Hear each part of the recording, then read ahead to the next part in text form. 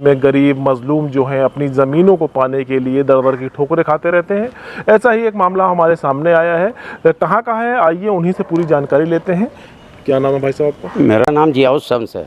क्या मामला है और क्या कहना चाहिए? हमारा मामला जो है नगराम का है, भाटन टोले का। वहाँ के ऊपर हमारा पैतृक मकान है जिसका मैं निर्माण करने जा रहा था।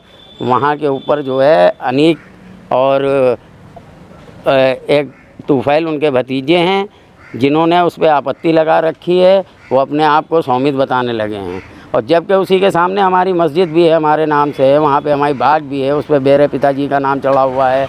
मस्जिद के ऊपर मेरे पिताजी का नाम चढ़ा हुआ है जिसका प्रमाण पत्र है मेरे पास। लेकिन वहाँ के ऊपर जबरन मेरा काम रोका जा रहा है, मुझे निर्माण नहीं करने दिया जा रहा है, जिसके एप्लीकेशन मैंने मुख्यमंत्री जी के यहाँ भी दी हुई है, मुख्यमंत्री योगी आदित्यनाथ जी के यहाँ भी दी है और करीबन 5-6 जगह और दी है हमने। लेकिन वहाँ के ऊपर जब मैं गया तो थाने के ऊपर एसओ साहब ने बुलाया था उनको भी और हमको भी, जबकि उनसे एसओ साहब ने कहा कि आप जो हैं मतलब दोनों पक्षों की बात कराने की कोशिश की।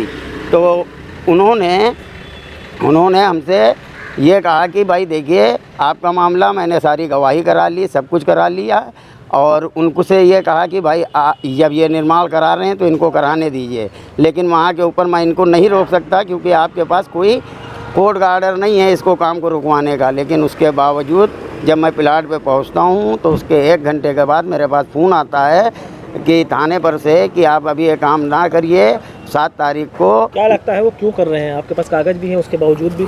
वो प्रूफ ये कर रहे हैं कि उनके पास कोई फर्जी दस्तावेज उन्होंने बनवाए हुए हैं जिसकी जांच होना चाहिए। वो जांच में ही सारी चीज़ें निकल के आएंगी। वो 25-30 साल पहले सुरेंद्र वर्मा ने तो जोगा नहीं, उससे पहले के पूर्व चेयरमैन 5 साल के लिए हुए थे जो समाजवादी पार्टी के ही प्रतिनिधित्व थे, लेकिन वो सिर्फ नाम के थे, इनको दूसरा ही कोई चला रहा था। क्या चाहते हैं आप? क्या हो? हम ये चाहते हैं कि हमारा काम 10 दिन हो गए हैं अभी तलक के रुका हुआ है।